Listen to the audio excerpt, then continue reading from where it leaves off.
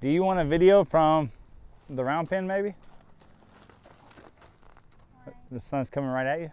It's okay. Okay, cool. It's the content I need, not your face. Oh. Awesome. I just need to hear you talk. Okay. Young lady, will you introduce yourself, your horse, and what your equine goal is? My name is Melissa, and this is Milo. And he's a little quirky, and I'm just looking to have an all-around, well-rounded horse. Milo, and he's a little quirky. There's nothing little about that horse. Okay, well. All right, well, I'll borrow him. Thank you, ma'am. What's up, Milo? Notice, first things first. I don't even know the horse. First thing I do is, hey, establish that I'm going to be moving his feet.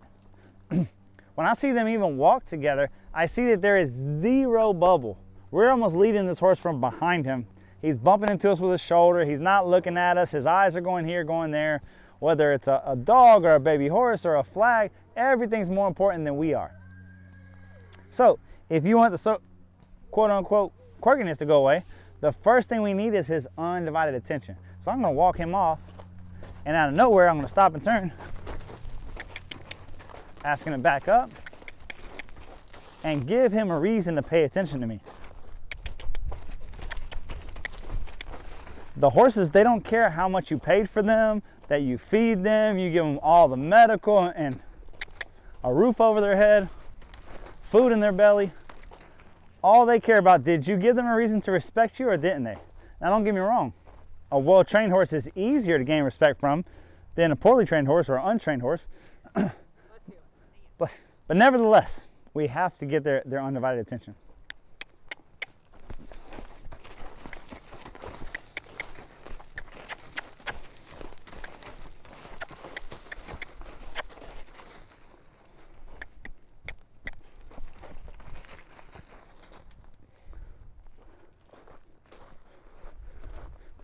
So already, just the way they were walking here is a lot safer. You know, if one of those flags come loose and touch them on the butt.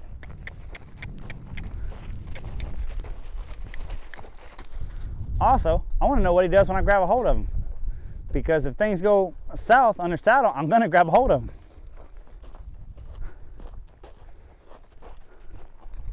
So he's backed up. Now we're going to go to first grade.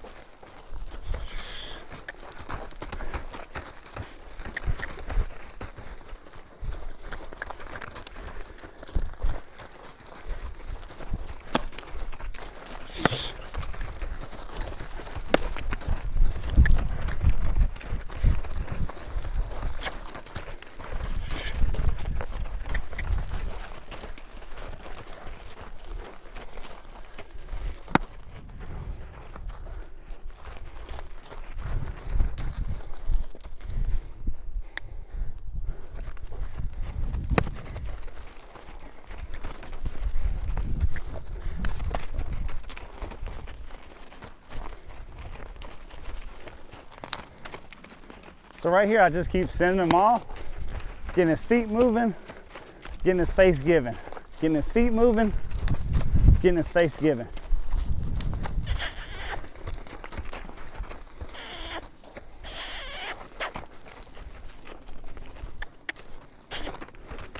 Hand in his face when he thinks about running over my bubble.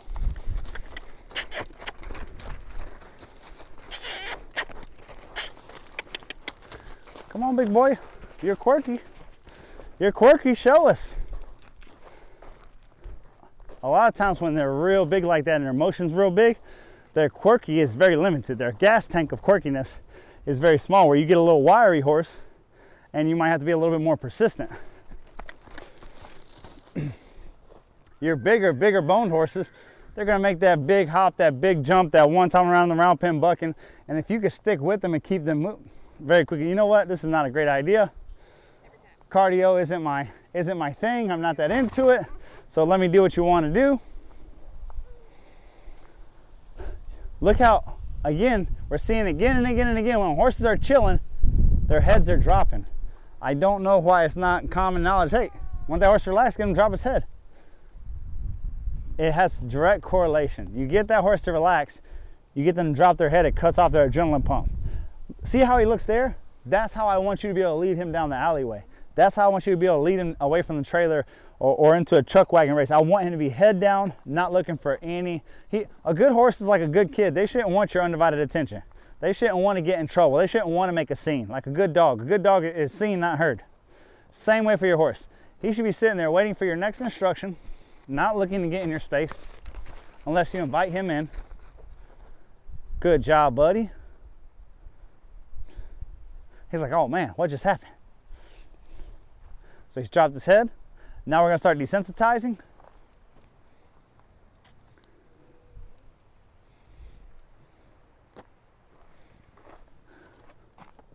You want to get rid of a horse's quirkiness? It doesn't go away by avoiding the problem.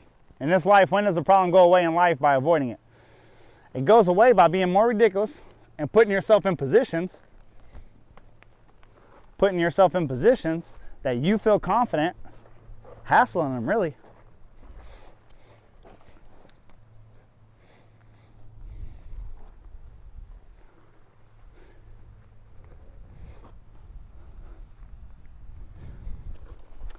A lot of horses have lived their whole life and never been in a position where they can jump and hop out and kick out and do that kind of wonkiness, quirkiness, if you will, and not get a release. Right. Up until that point, every single time in their history, if they really gave a big motion, there was an instantaneous release. The person stepped back, they were tied to a trailer, and everybody just got away from the horse because they didn't feel safe. The person got out of position and then ended up letting go of the rope, and they were able to gallivant around for whatever reason they got that release. And those are the horses that have the most persistence about them, that will keep trying it. So the opposite of that is putting yourself in a position where you feel like you can just do whatever you want with that horse. Hey, no eating on the job, buddy. If I can't drink, you can't eat.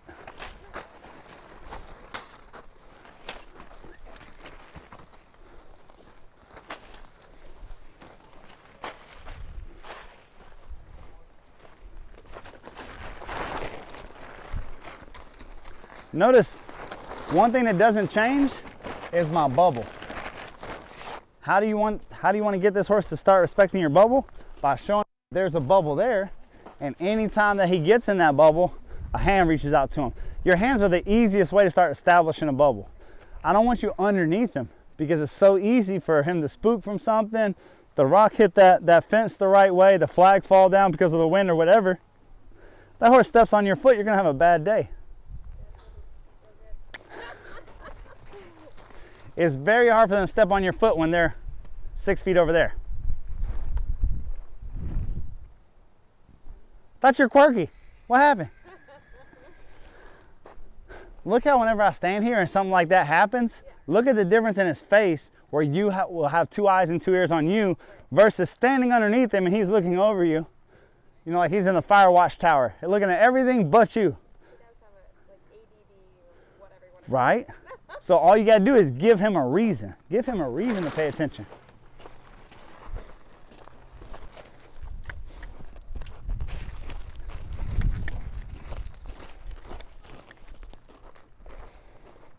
Every time I get a chance that I turn around and he's right over my bubble, just one more opportunity to back him up.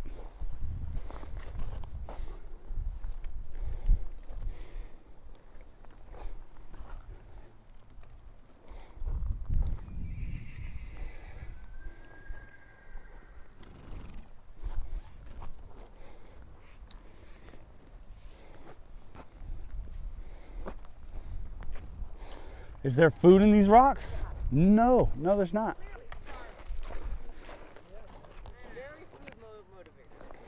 Well, that's good.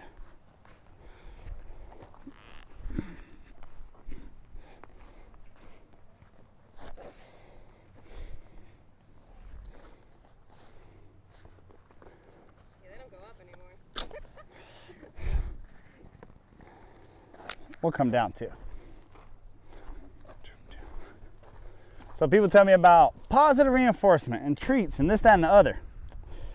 I have nothing wrong, nothing against positive reinforcement or treats or giving him a cookie because he's food motivated.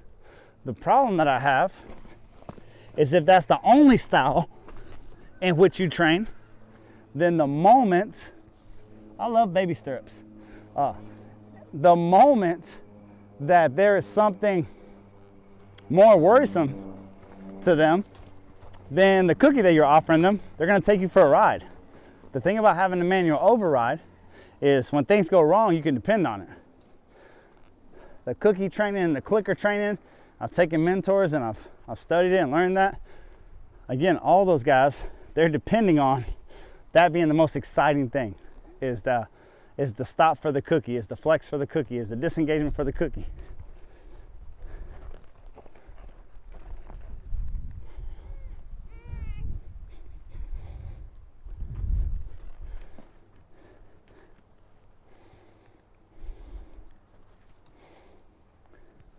There we go. I like that. Nice.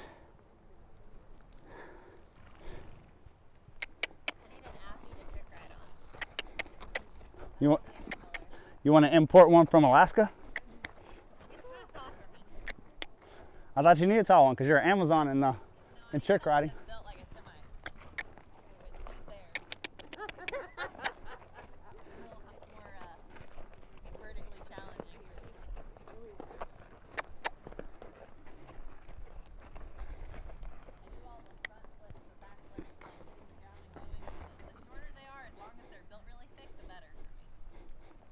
And release. Looks pretty with glitter though. Release.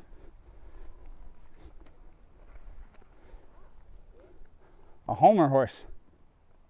They can tell you. Oh, the Frisian Arab paint thing? Yeah. Well, we just got to see those yesterday.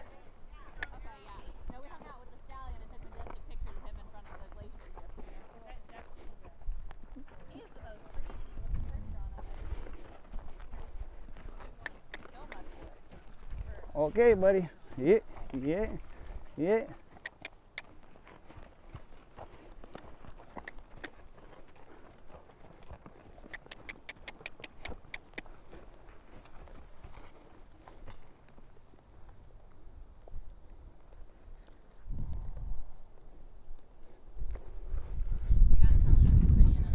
Oh, that's what it is. You're so pretty. I love your big white butt. I think your butt needs a tan to make up for the rest of you.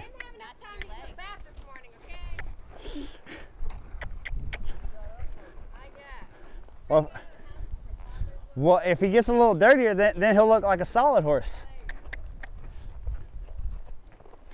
Do you know it's a defense mechanisms for paints and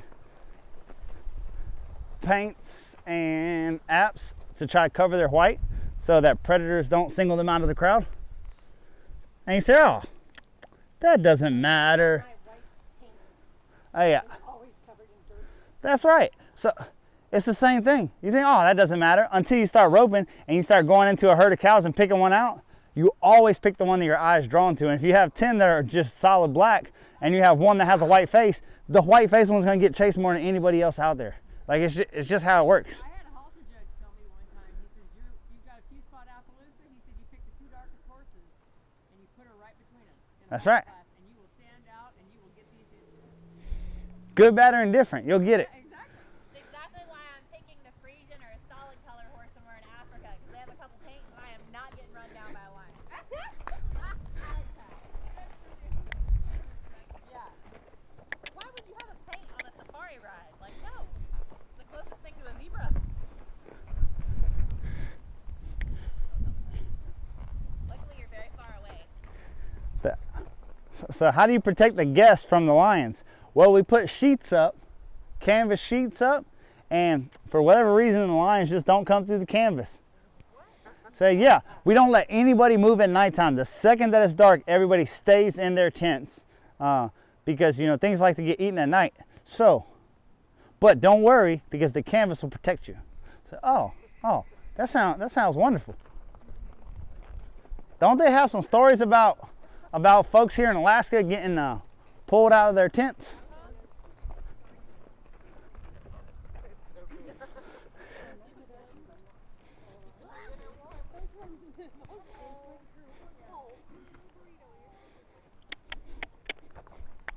So I think 50% vodka is how they survive the winter. Gotcha. I'm very warm now. It's because it's hotter out. Notice how quickly we advance through stuff because he's not fussing it, right? He's not fussing it. So then from there we can start saying, excuse me, buddy. Let's see how button number 3 is.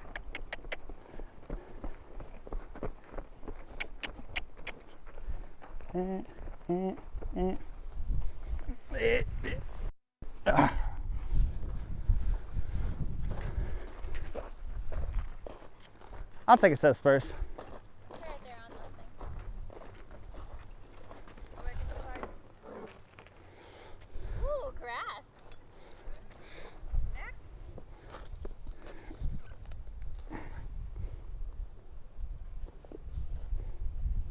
Goodbye.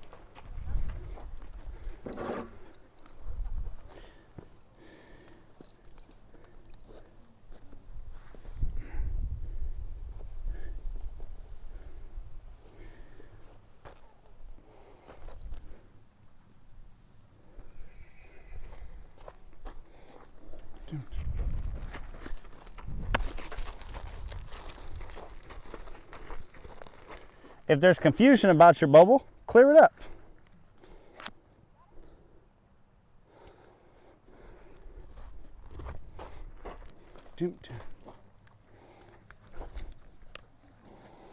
All right, so hopping back on him. Little bitty stirrups again. Ay.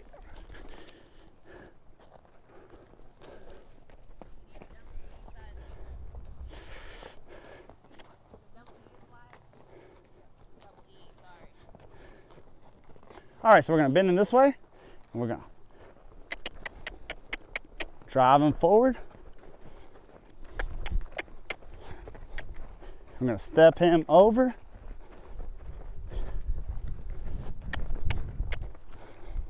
Yep, we're not doing that. So, there we go. That's what we're looking to do. Yeah, as long as we can drive him forward and keep that bend, we can get those shoulders to move over. So we keep that hand pointed towards that shoulder and we keep driving that spur. Here you can hear my spur rattling because I'll pick up on it and you'll hear the whole rowel go. That encourages those feet to keep moving forward. To this side, I do the exact same thing. And he gives me his butt. There we go. There we go. All we want is to be able to draw him right here towards his shoulder. There we go.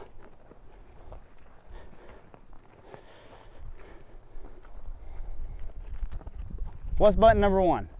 Be able to flex their head. Button number 2, move their butt. Last button, move their shoulders. And it's just the ability to keep them bent this way and drive them forward. Do it to one side, let's do it to the other. There we go, buddy.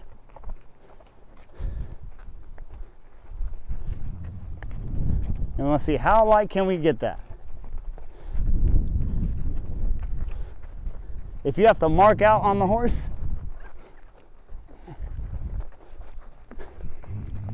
good job, buddy.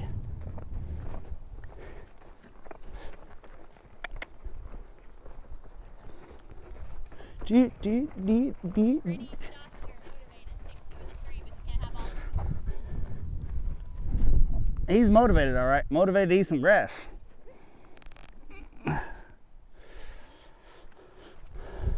Drive that. I know, There we go. Last year he was like 300 pounds heavier. Yeah. He looks really good this year. Awesome.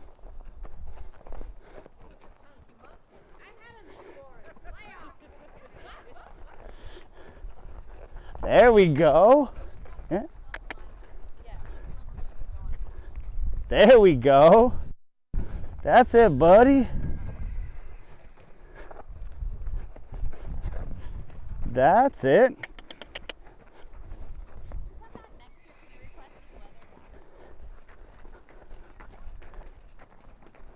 Nice.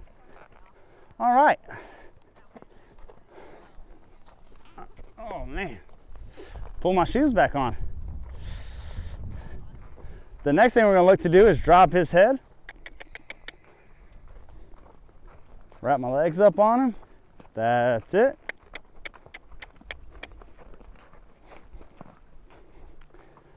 Put 2 spurs on him, release. 2 spurs on him, release.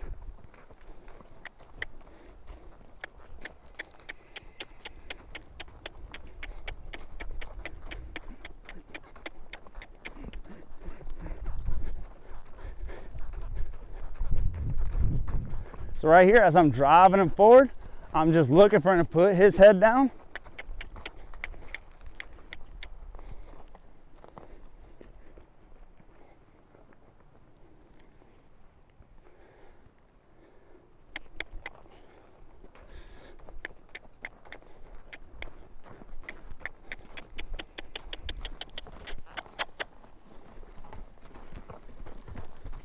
Just like from the ground, if I'm not important enough to pay attention to, I'll give him a reason to pay attention. He thinks I'm not exciting enough. It hurts my feelings. So I'm going to tell him, hey, big buddy, you're so cute that you're going to ignore me. I'm going to give you a reason to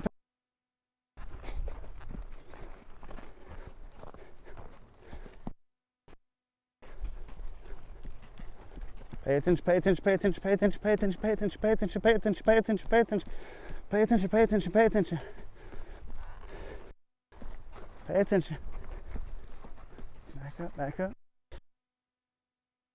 Pay attention. Pay attention. Pay attention. Come on, big boy. There you go. There we go. There we go. What happened?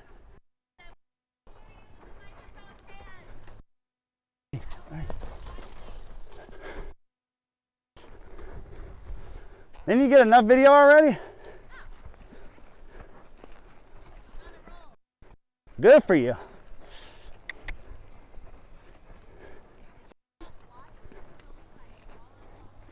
Pushing, touching, grabbing, getting them softer, picking on them. Get off my hands. Get off my hands. Hands. Get off my hands. Get off my hands. Get off my hands. There we go. Get off my hands. Get off my hands.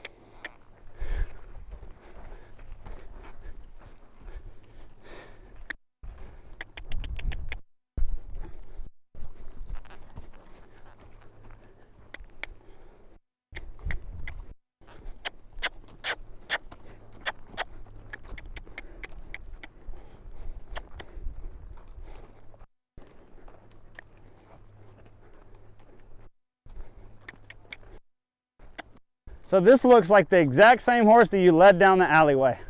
Like, not the one you pick out of a lineup to ride because you say, man, hard time walking, gonna have a hard time riding. What I mean by that, it doesn't mean that he's a bad riding horse. It just means that his attention goes up to everything else. So here I'm just trying to give him a reason. God damn it, pay attention to me. Am I not exciting enough for you? A stranger from the South, so majestic and redneck when he talks. Right. So if that's the case, then we're gonna start showing him right from wrong, and looking away from me is wrong. And when I pull the reins to the left or the right and he says, nope, what's on the other side of the world is more important than what's happening right here on my face, I'm gonna say, buddy, it's probably not the greatest idea. It would behoove you to pay a little bit more attention right here at home. And you do that just by flexing and bending and backing and asking to walk off again whenever he worries about what's on the other side of the arena. Buddy, you better worry about what's right here in the arena. I would highly suggest you to give into that rein. I don't care how big you are, you know, what weight loss journey you've been on that makes you think that you're so wonderful. I don't care about none of that, fella. You think you're so sexy, you don't have to pay attention?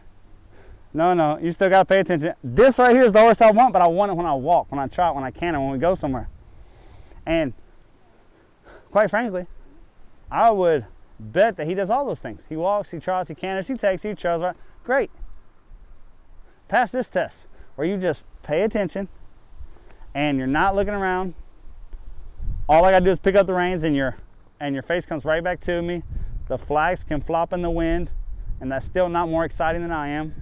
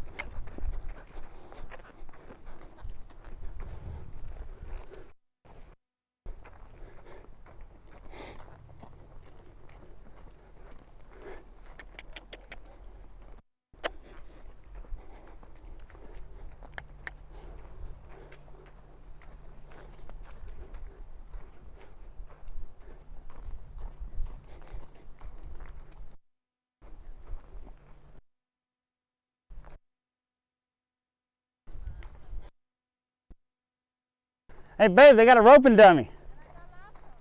What? We got rope practice.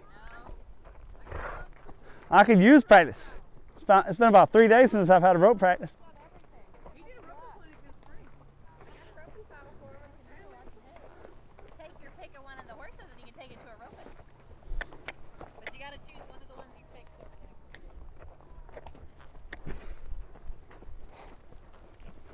So look, we got over kind of like that little hump there, and he's getting a lot more pliable.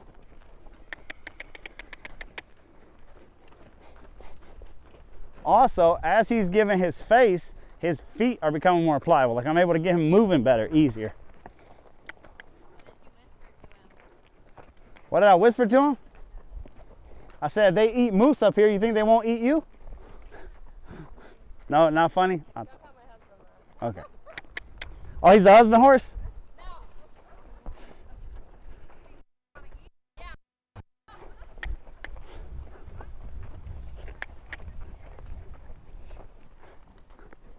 So like my goal for him is kind of that right there. Have you noticed my goal for every horse is basically show me what you really dislike or what you're not good at, and that's kind of what I want to do. If you don't turn left and right, my goal for you is to turn left and right. If you can't simply walk around with your head down, my goal is to get you to walk around with your head down. If you're doing good, but the second we speed up, you want to pick your head up, well then I want to go fast with you and put your head down. Whatever it is that you're giving me a hard, that's what I want to do. If that's your daily routine, let's do whatever you don't want to do, horse. Very quickly you'll stop having a horse that tells you what they want and don't want to do. They'll stop giving you their opinion, because anytime they give you their opinion about something, that's what they get more of. They don't like water. You go to give them a bath every single day and you go to cross the creek every single day, they'll stop telling you that they don't like water. So on and so forth. For this guy, I kind of saw it from the beginning. Again, little notepads whenever you're seeing the horses come in, head up. When I got in the saddle, he feels pretty educated. He could flex, disengage, give a little dull. But then the second we pointed him towards the rest of the arena, it's like I didn't exist. Like I could just hang off of his face and he wouldn't even acknowledge me. And what I mean acknowledge me, I pick up the reins, his face should go wherever my reins go.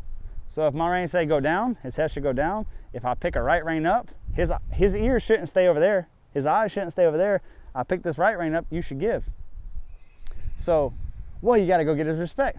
Well, a lot of people in their mind, they think that you're doing something. When we say go get their respect, that you're taking them behind the barn and you're cracking them with a baseball bat, giving them an old mafia offer. It's none of that. It's flex, disengage, get them backing up crooked. You get them giving the way that you're looking for them to give, that's where you earn that horse's respect, where he says, oh, it's easier just to give.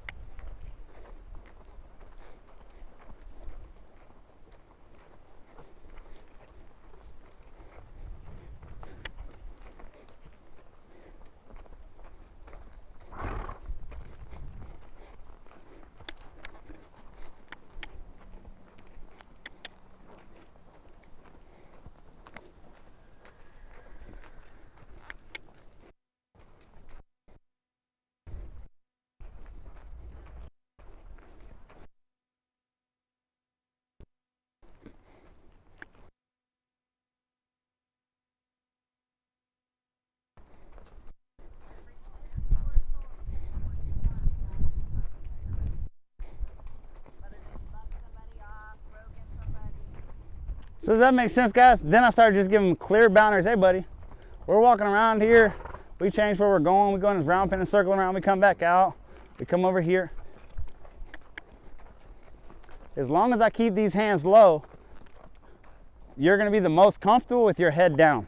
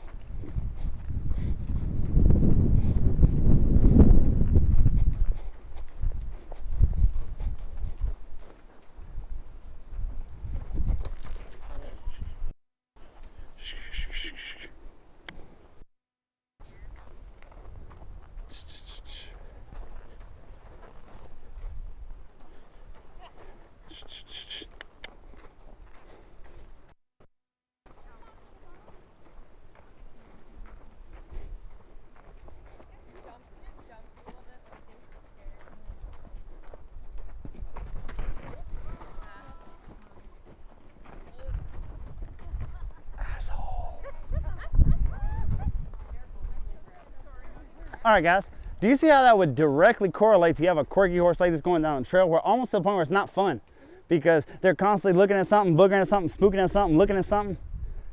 one session, 20 minutes of just flexing, disengaging, moving him around again, asking him to go in those circles to get him to put his head down. What would 2 days like this look like? What would a week of this look like? You just get a horse that you just put your hand on his withers and he's not going to fuss with you. He's not going to give you a hard time. That's exactly what we're looking for, guys. That's how you get that quirky horse to stop being quirky. They just respect the bubble. They respect the reins more than they respect everything else.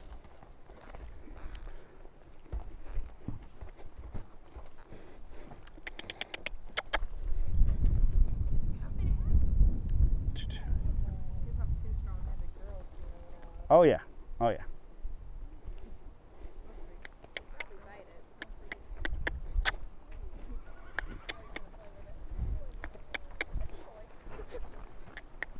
So your ability to be able to ride that out is directly responsive to how respectful they are of the line.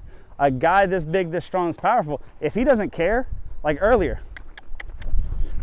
if he got spooked to this earlier, hell, I was grabbing a hold of him and he was ignoring. Like he didn't even care that I was grabbing a hold of him. So the ride's gonna be a lot bigger. So I'm telling you that it directly correlates. There's a direct correlation of how soft they are in the face to how big they explode. So right here, that becomes like apparently obvious. Hey, we need to get him butter soft, and then butter soft when he's looking at things. Then from there, butter soft whenever he's spooked at things, and lastly, butter soft whenever he's going fast. Look out! This joker broke a sweat. It's cool out, and we haven't left the walk.